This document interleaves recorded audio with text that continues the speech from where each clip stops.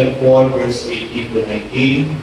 The Spirit of the Lord is on me. He has anointed me to preach good news to the poor. He has sent me to proclaim freedom for the prisoners and recovery of sight for the blind, to release the oppressed, to proclaim the year of the Lord favor. Our Lord Jesus Christ, He is the anointed one. Okay, bago po ako magsimula ng Word of God, ay nais ko po magpasalamat sa Diyos. Last Thursday night ay bigla po talagang sumakit po yung aking balakang at simula po, nag-pray ako ng Thursday night kayo na. Thursday night lang po. So parang sakit ng balakang po. Kasi po 15 years ago, ako po ay yung aking dali ng hindi po ay nagpara po 15 years ago. At nabuo po na para makakasin yung bumaragin tayo ng hindi ko. Kaya ako po nung time na yun ay parating po sa Castro Hospital.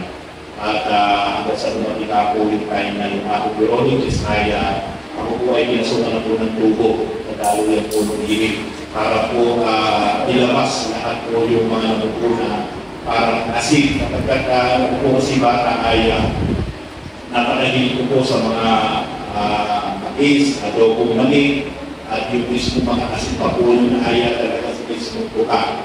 At hindi po ako palaing ng tubig. Kaya maaaring po yung naging dahilan. Kaya nakabata ko na halos nasa 4 minutes pa lang po siguro nung tayo wala pa. Ayun, yung po naging problema ko sa aking katawan. At pinasukan ako ng tubo sa aking dahil ng higit. Isang buwan po yun sa loob ng katawan po. At pagkatapos ng isang buwan, saka po yung pinagdala.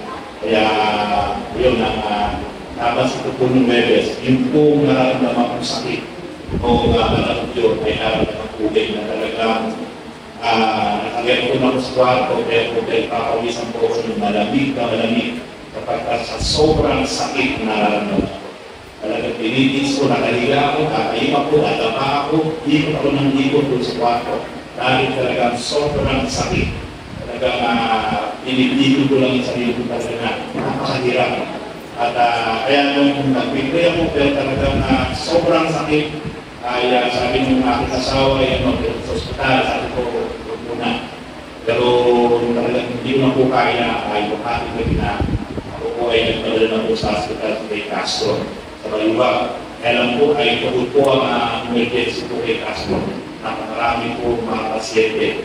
O naman po ay talaga sa sobrang sakit, malamig naman yung pawis ko, hindi ko malam po, yung maluguli, kung makikilig, nararamdaman kong sobrang sakit. Kaya po sa isa po kami nagpunta. At kung sa isa po ay kung bakit ako pinupunta sa emergency, diyon po ng dugo, blood chem, diyon po ng hige, at ako na po mismo yung nag-follow po sa doktor, baka po kay Doc, sakay din po ako ng pain leader. Kapag dito gagawa ko ng araw, kapag nararamdaman ko po, ako na po mismo yung humihili, sakay mo ng pain leader. At yun po teka, ipapa-ayos ko lang. At yung po piniligan sa akin, sinasakay, hindi po dito po sa ugat agad. Ako po ay nilagyan po ng parang connector, doon po sa ugat, para kagad direct agad yung pain reliever. At kung pagkasaksak po, halos mga isang minuto ay bumangon ako at nararamdaman po ako po ay masusukan. At so kapuli ako doon sa CR ng hospital. Sapagkat dito pa lang po ay sobrang na po ang sinuka. Sobrang pong sakit na nararamdaman po ay sumuka po ang subuka hanggang sa hospital. At kung makinig po ako ay dugo na po yung pinihigod sa hospital. Bulang-bulang. Tinawag ko po yung aking asawa. Tinawag ko po yung inig. Talagang bulang-bulang. Kaya talagang salamat sa Diyos sapagkat alam niyo po ba na nasa hospital ko, ang iniisip ko yung ikakasal ko ng Sabado kahapon. Kasi iniisip ko kung ako ay makukumpay sa hospital, sakit na umakalabas kagad. Ang iniisip ko yung ikakasal ko si Sing at si Francis. Masama ako ang pakiramdam ko, pero iniisip ko yung ikakasal ko. Sapagkat alam ko na very memorable sa kanilang mag-asawa yung kasal na yun. At kung ako ay hindi makararating, pwede naman akong padala ng isang pastor. Pero alam ko yung mag-asawa simula pa lang, ako talaga ang gusto nilang magkasal sa kanila. Kaya sabi ko, Lord, kung hayaan itong aking nararamdaman ay lumala, at loobin mo, Lord, na ako talaga ay makarecover sapagkat gusto ko pong yung si Francis at si Sina ay ako mismo ang magkasal. At ako napalang po kami sa ospital, sumabay pa po yung sasakyan. Nagloko po yung sasakyan. Hindi na po yung nag-low power, nanginginig yung makina. Papunta pa lang kami ng hospital noon. Kumbaga po yung sasakyan, sumabay pa. Kaya po, ang nangyari, meron ako request sa ospital na pa-ultrasound. Ang dinuna ko pa po, ipaayos po yung sasakyan kinabukasan. Sapagkat ang iniisip ko ay kailangan maayos sa sasakyan at para magamit at kasi po mamaya ay isip ko rin po yung anak ko po ay mag-OJT na sa Marikina po, yung kanyang OJT. Iyahalin ko po, dami kong iniisip. Kaya kaya po hindi maganda yung pakiramdam ko. Nakauwi ako ng bahay at tapos ako sa akin po na anesthesia. Ang ininom ko lang pong tubig ay yung pong alkaline 9.5. Ano ba parang ng alkaline na yan? Nature-Spring. Nature-Spring po ulit ko lang po yun. Kaya Nature-Spring binibili ko. Yun po ay 9.5 alkaline. Kasi po yung aking po machine ay hindi na po accurate yung pagka-alkaline niya. 9.5 na Nature-Spring na ulit ko lang. 10 liters. Yun lang po.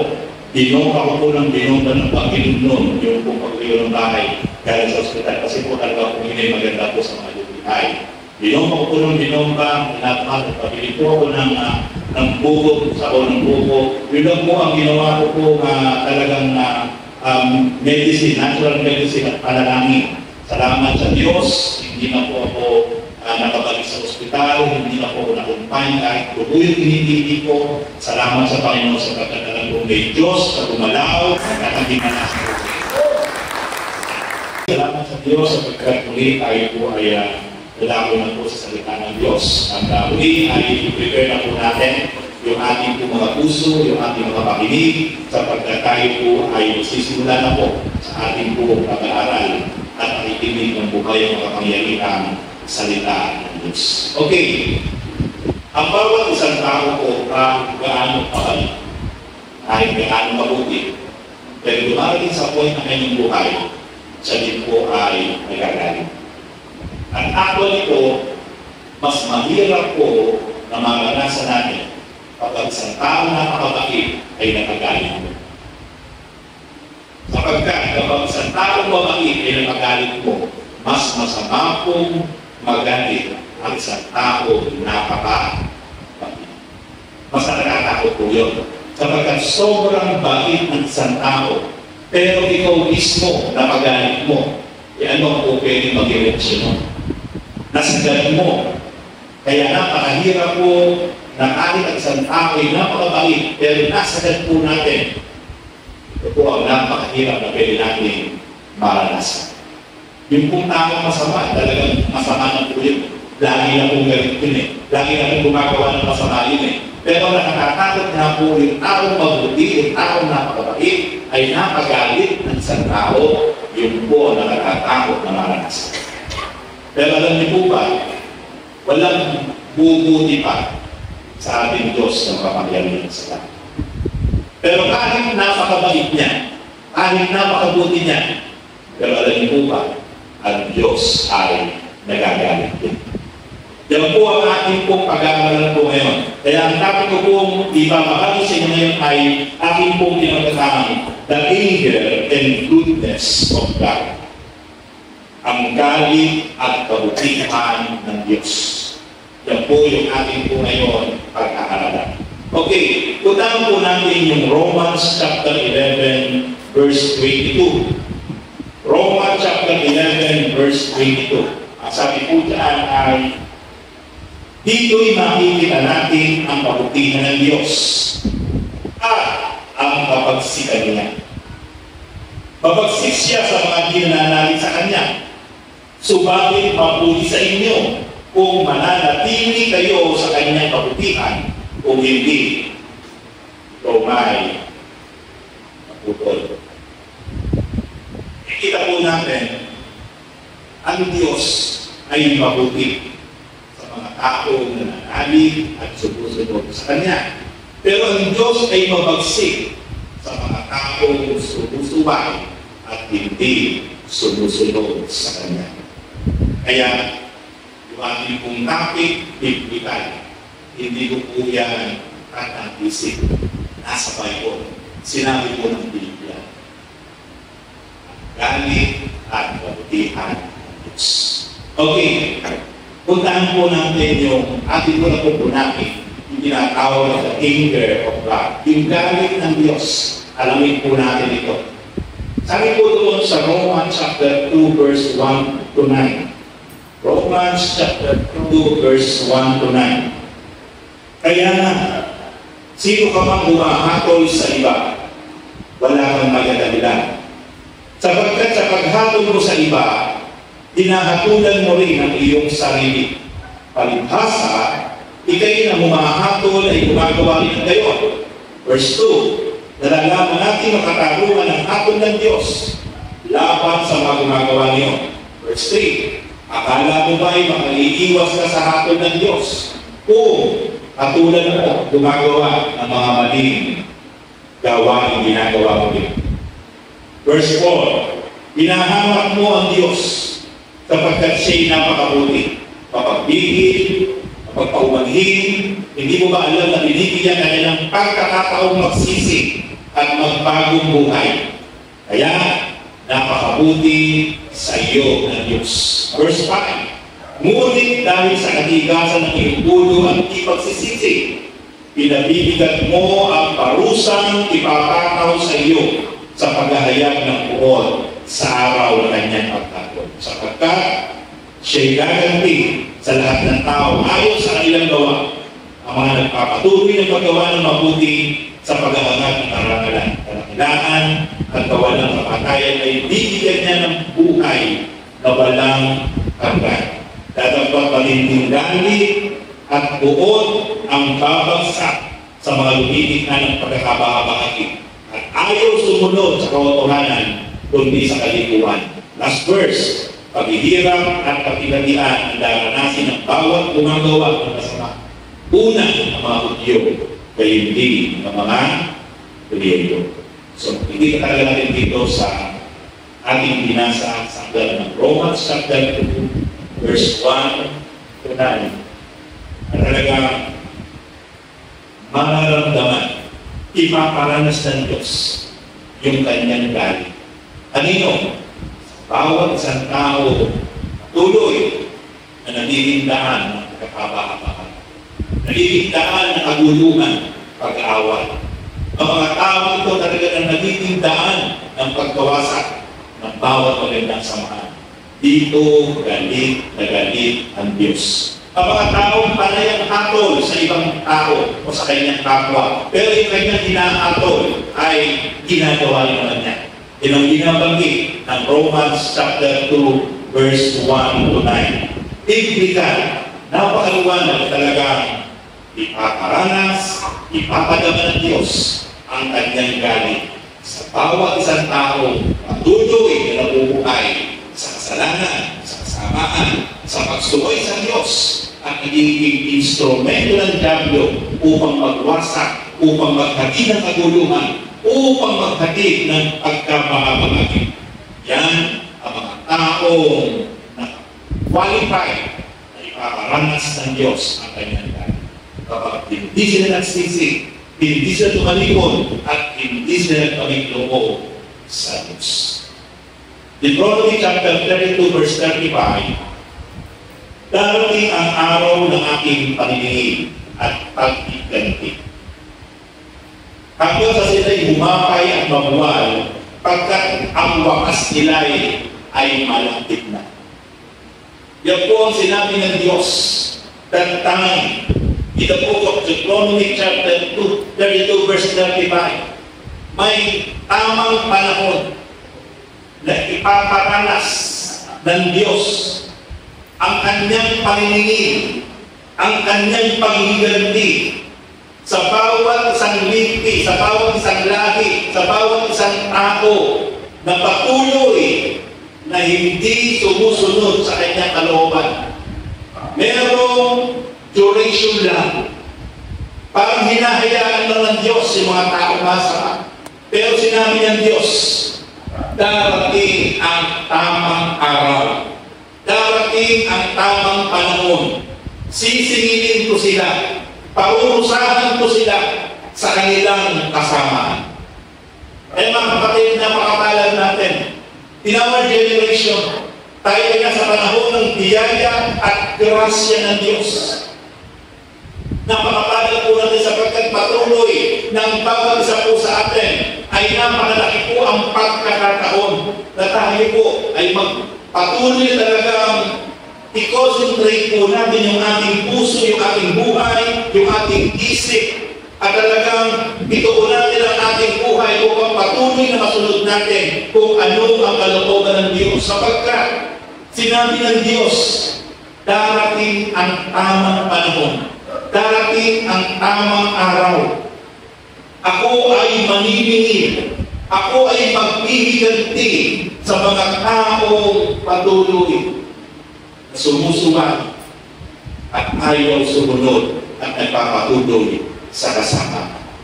Kaya nga po ito po ang purpose natin, mga kapatid. Ang simbahan po ay ospital. Ospital po ito ng mga kaluluwa na may sakit. Ospital po ito ng mga espiritu na may sakit. Tayo po yun. Hindi natin po pwedeng sabihin na tayo po'y banal. Tayo po'y malinis na. Kaya nga po tayo ay regular na pumupunta sa simbahan, sa church, upang patuloy na magpakonsulta, patuloy pong magpalinis, patuloy pong magpa-diagnose, upang patuloy po natin malaman kung ano ang tama at kalooban ng Diyos. Upang patuloy po natin maranasan yung purification ng ating soul and spirit upang hindi dumating yung tamang araw, yung tamang panahon na yung galit at buot ng Diyos ay lumatay at ating maranasan. Bagkos ang maranasan po natin ay yung biyaya at kagandahang loob ng Diyos.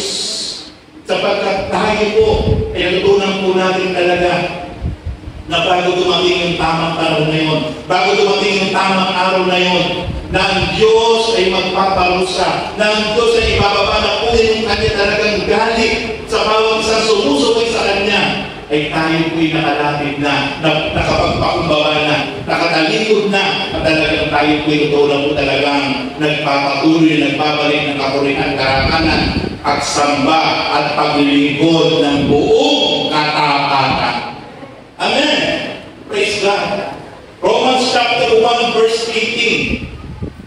Nahahayag mula sa langit ang puot ng Diyos laban sa lahat ng kalapastanganan at kasamaan ng mga taong sumisikil sa katotohanan sa pamamagitan ng kanilang kasamaan. Ito pati sinasabi po ng Bible, hanggang sa langit nahahayag ang puot ng Diyos. Mula sa lupa dahil sa kasamaan ng mga tao. Mula sa lupa dahil sa pagsuway ng mga tao. Mula sa lupa dahil sa pagsiil sa katotohanan. Dahil sa pagsuway sa kalooban ng Diyos. Dahil sa pamumuhay ng kasamaan. Nahahayag hanggang langit ang galit at puot ng Diyos. Ang Diyos mula sa kanyang trono sa kalangitan ay kanyang pinagmamasid. Nagmamasid siya sa bawat isang tao na bubuhay sa ibabaw ng lupa. At ang Diyos dahil pa ang sitiskan. Alam niya ang laman ng puso, isip, kaluluwa ng ating kalooban sa ating pagkakataon. Bakit niya lahat ang laman ng ating kaisipan at damdamin? Bakit niya lahat ang ating ginagawa? Kahit nasa ilalim pa tayo ng lupa, ng kuweba, alam niya kung ano yung ginagawa natin. Kaya kapag nakakita siya ng mga tao nagpapatuloy na sinisiil yung katotohanan, binabaluktot yung tama, itinutuwid yung mali, nagpapatuloy sa pagsalangsang sa katotohanan, ang Diyos ay tunay na nagkakaroon ng matinding puot mula sa kalamin. At sabi nga niya, darating ang tamang araw, ang tamang panahon, ipaparanas niya ang kanyang parusa.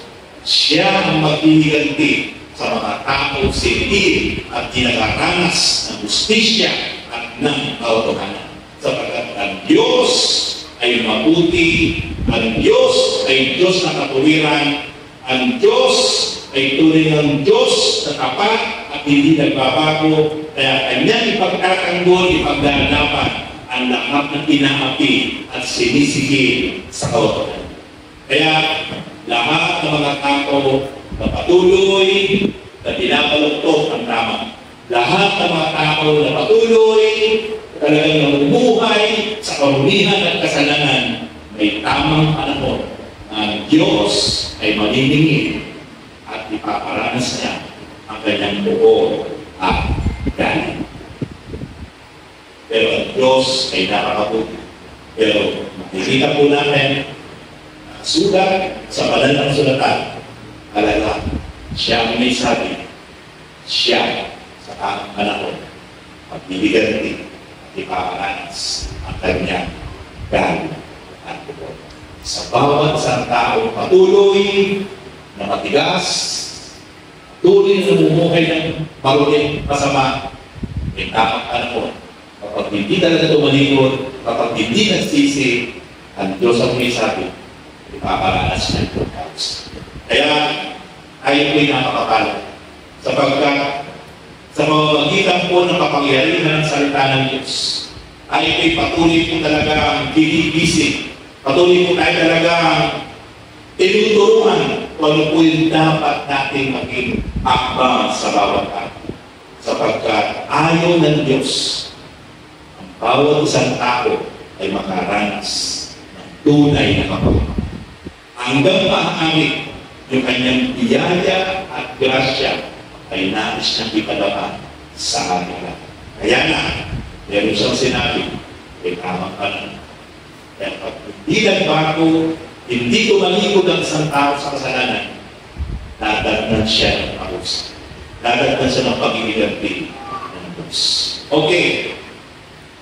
Bakit mayroong mga dilubyo na naranasan sa tao? Minsan nagtatanong ang maraming tao, di ba mayroong Diyos? Kontrolado niya ang lahat ng bagay. Di ba dumadalangin naman tayo? Hindi ba sabay-sabay naman tayo na nanalangin? Pero bakit hinahayaan niya na mangyari yung mga kalamidad na ang daming tao na talagang nawawala, namamatay? Maraming ganong taong kinukwestiyon ang Diyos. Tama po yun. Ang Diyos po ay kontrolado niya ang lahat ng bagay. At even po ang mga kalamidad, siya po ang may pasya o hindi magaganap at hindi mangyayari. Kaya, ang tanong, bakit may bagyo? Bakit may ipo-ipo? Bakit may tagtuyot? Bakit may landslide? Bakit gumuguho ang mga bundok? Bakit lumilindol? Bakit sumasama ang mga bulkan? Isa lang po ang sagot. Mayroong Diyos na nagkukontrol sa lahat ng mga lugar ng Diyos. Kaya ng Diyos sa patigilin ang kalamidad at kaya niya yan patuloyin ayon sa kanyang nais at kalooban. At kung bakit nagaganap po yung mga iba't-ibang uri po ng kalamidad, basahin po natin ang sinasabi po ng Bible para maunawaan ito. Sa aklat po ng Nahum, chapter 1, verse 2 to 6. Iganyan po mabuti. Ito po yung sasagot sa tanong ng marami kung bakit nagaganap yung mga kaligtan niya. Nahum chapter 1, verse 2 to 6. Si Yahweh ay Diyos na mapanibubuti. Naghihiganti siya sa kanyang mga kaaway at idinadaan ang kanyang puot sa mga kalaban. Verse 3. Hindi madaling magaling si Yahweh, ngunit siya lubhang makapangyarihan. Tiyak na parurusahan niya sinumang magkasala. Bagyo at ipo-ipo ang kanyang dinaanan. Ang mga ulap ay alikabok lamang sa kanyang mga paa. Verse 4, sa salita lamang niya'y natutuyo ang dagat, gayon din ang mga ilog. Natitigang ang kabutiran ng Basan at ang bundok Carmelo, at nalalanta ang mga bulaklak ng bundok Liban. Verse 5, nayayanig sa harapan niya ang mga bundok, buho-buho ang mga bundok. Ang lupa'y nayayanig sa harapan niya ni Yahweh. Nanginginig ang lahat ng tao sa sanlibutan. Sino ang makakaharap sa galit ni Yahweh? Sino ang makakagalit sa matindi niyang puot? Bumubugang parang apoy ang kanyang puot. Patong malaki, malalaki ay kanyang nadudulot. So, yung lahat po ng kalamitan na niya, kaya po nagaganap at nangyayari. Nandiyan po sa Nahum chapter 1, verse 2 to 6. At ano mga kapatid, ang Diyos po kung nagagaling, nakikita natin, bagyo, yung bagyo at ipo-ipo, dinaraanan natin.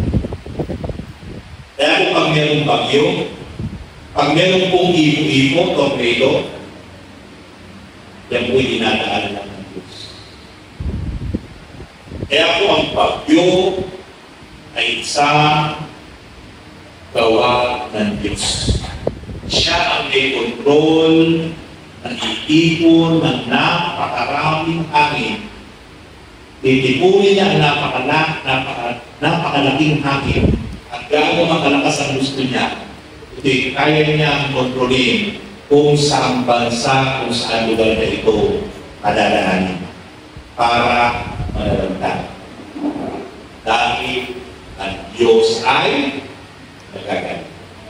Sabi po ng Nahum, kahit ang dagat, kaya po niyan tuyuin. Ang ilog at dagat ay kaya niyan tuyuin. Kaya po yung tagtuyot, yung El Niño, ang may kontrol niya ay walang iba kundi ang Diyos. Bakit na ginagawa yan? Sapagkat siya'y nagagalit. Bakit umubuo ang mga bundok? Dahil ang Diyos ang may kontrol niya.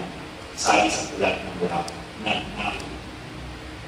Bakit pumuputok at naglalabas ng apoy ng lava ang mga bulkan? Dahil kapag ang Diyos ay nagagalit, ang mga bulkan ay naglalabas ng lava. At napakarami po pwede mamatay at masira ang buhay. Bakit tumilindol? Nayayanig ang pundasyon ng kalupaan. Dahil kapag ang Diyos ay nagagalit, nauuga ang sangkaibigan.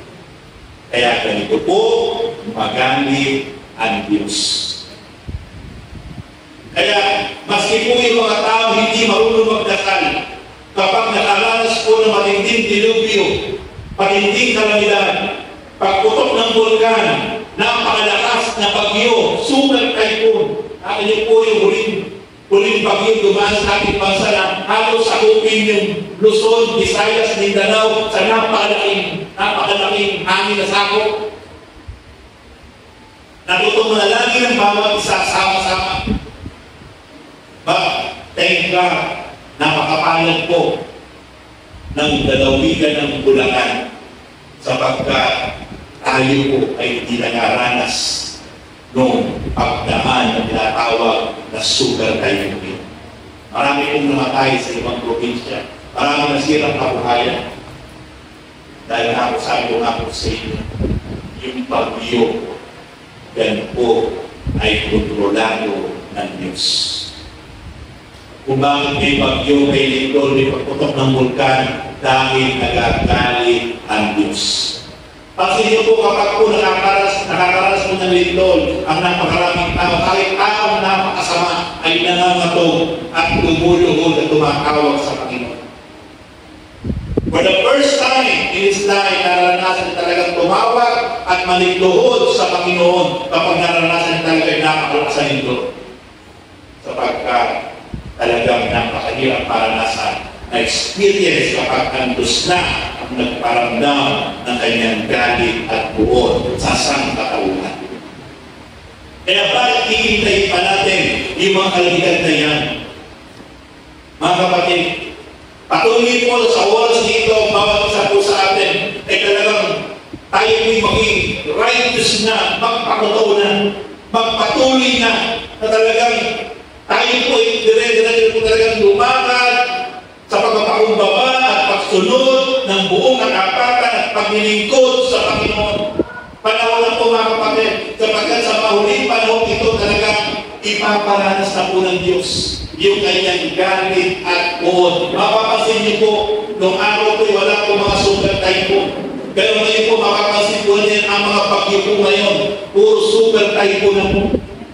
Ibang klase na po ang ating kapanahon sapagkat yun yung sinasabi ng Diyos.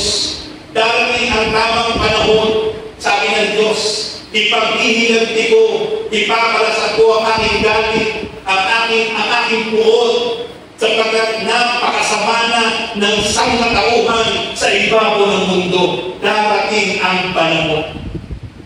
Mga kapatid, huwag na po natin itayin yung panahon iyon na sobra talaga maranasan natin yung galit at buod ng Diyos para lang tayo talaga ay totally po talagang sumuko na at talagang buong puso at buong katawan tayong sumunod sa Panginoon.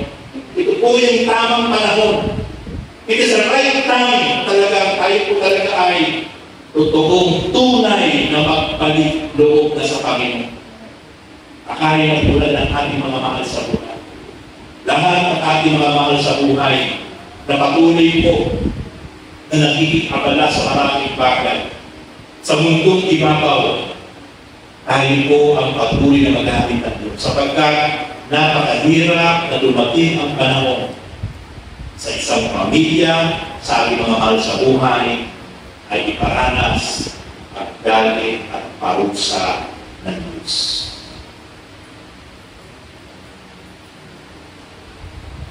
The goodness of God.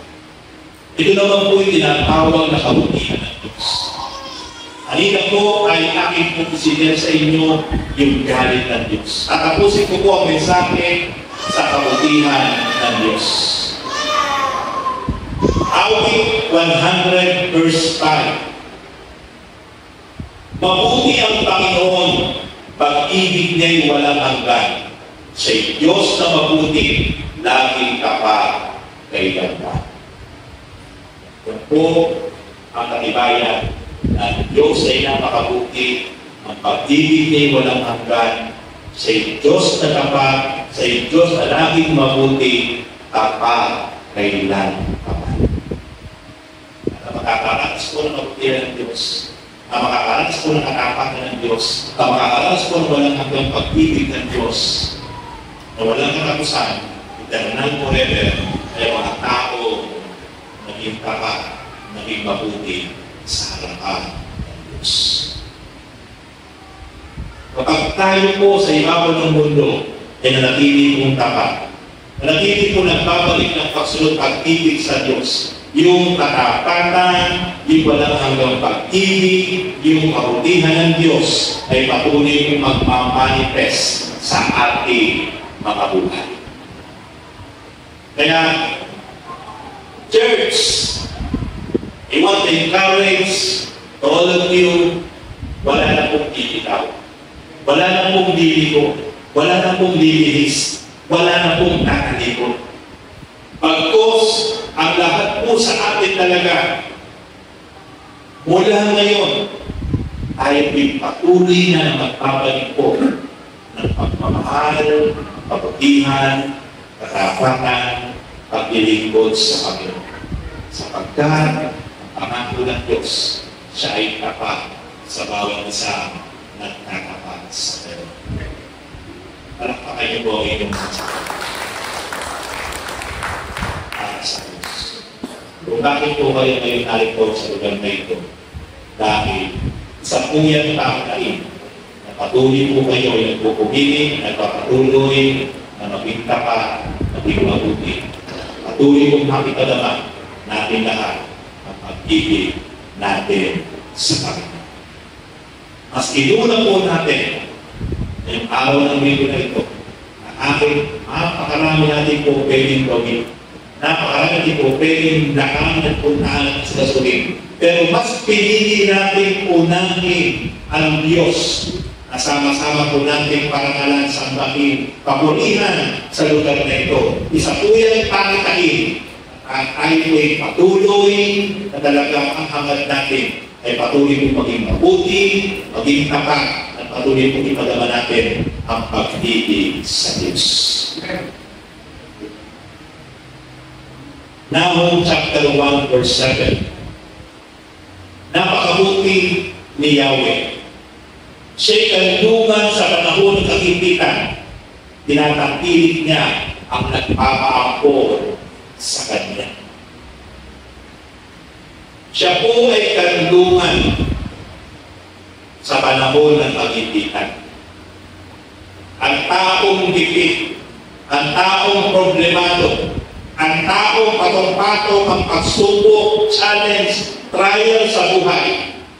Kapag meron siyang Diyos na totoo niyang pinaglilingkuran, pinararangalan, pinapupurihan, ipinapadama ang pagmamahal, napakaliwanag po binabanggit ng Nahum chapter 1 verse 7. Meron tayong matibay na kanlungan sa panahon ng ating kagipitan, sa panahon ng ating pangangailangan, sa panahon ng ating pagsubok, sa panahon ng ating matitinding problema sa buhay. Merong Diyos na magpuprotect sa iyo, sa akin, sa ating lahat.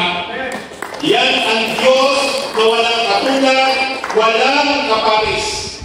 Kahit ano yung ating sitwasyon, kapag tayo ay patuloy talagang nanangan sa magagawa ng Diyos, nagtiwala sa Kanyang kapangyarihan, nagtiwala sa Kanyang himala, ang Diyos right on the spot, ipaparanas na sa atin yung Kanyang tulong, yung Kanyang biyaya, yung Kanyang pabor, yung Kanyang pagpapala, yung Kanyang himala sa ating mga buhay.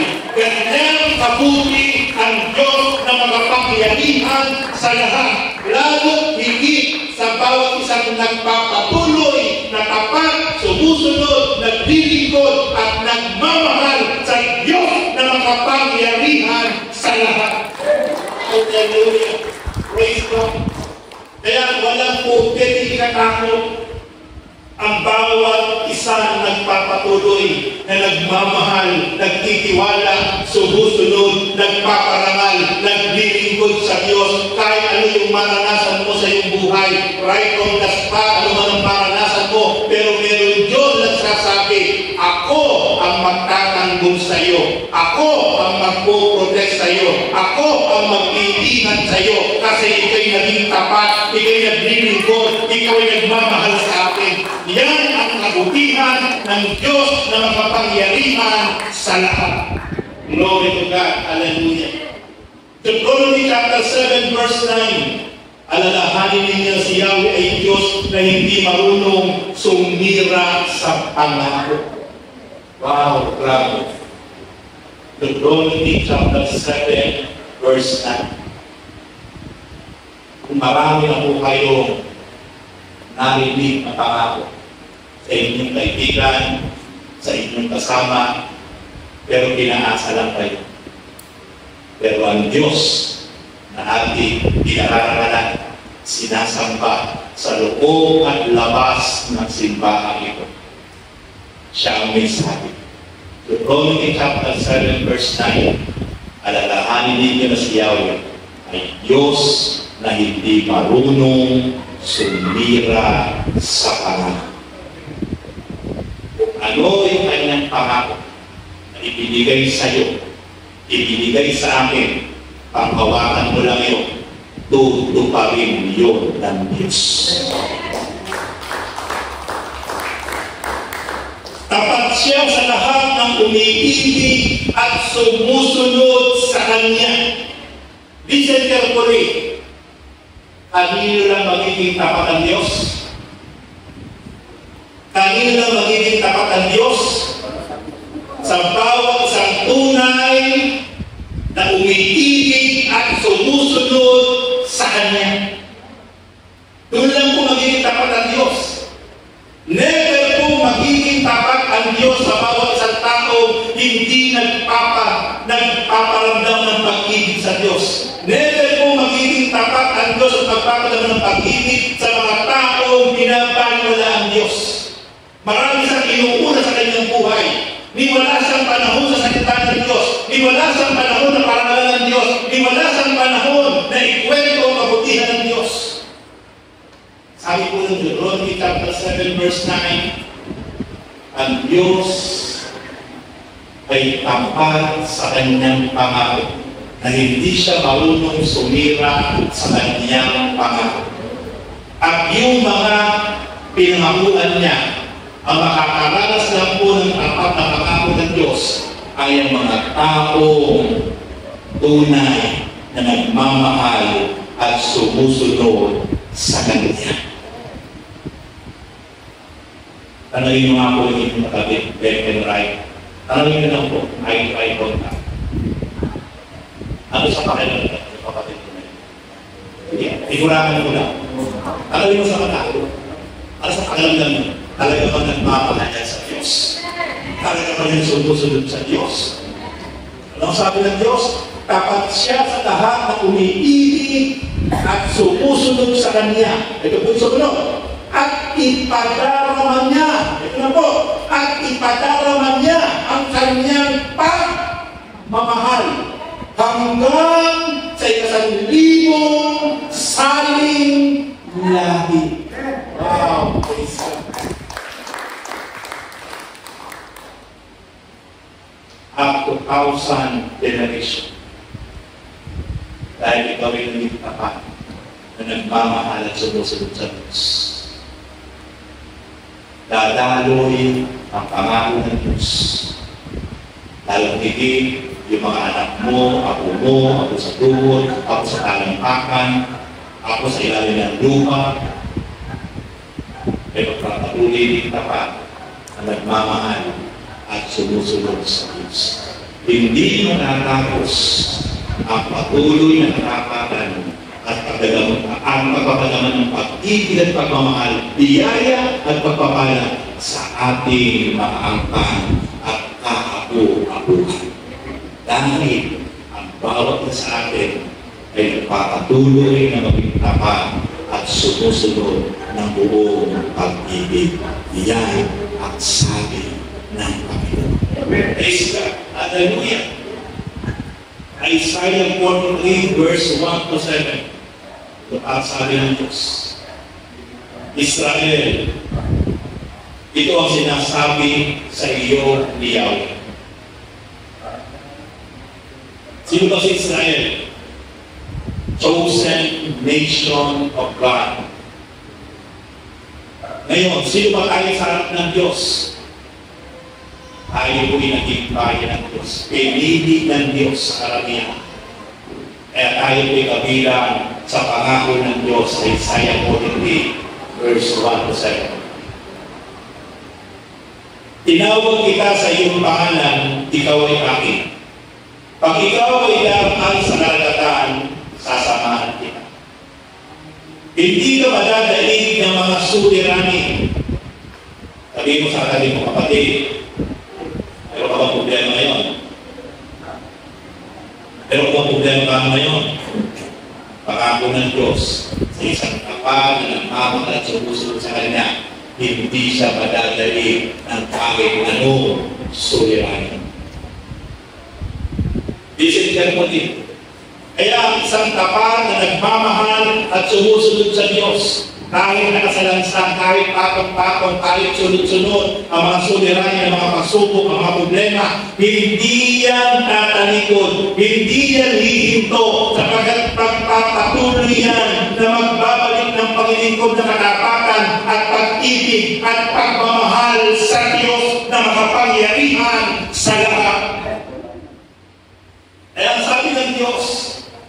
hindi ka madadaig ng mga suliranin. Tumaan ka man sa apoy, hindi ka maaano. Hindi ka maibubuan ng mabibigat na pagsubok. Talagang mga yung katabi.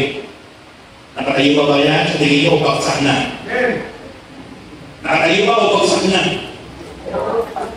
Pati kahit anong mabibigat na pagsubok, ang pagdaanan mo, ang karating mo, sabi ng Diyos, hindi ka kayang iwan.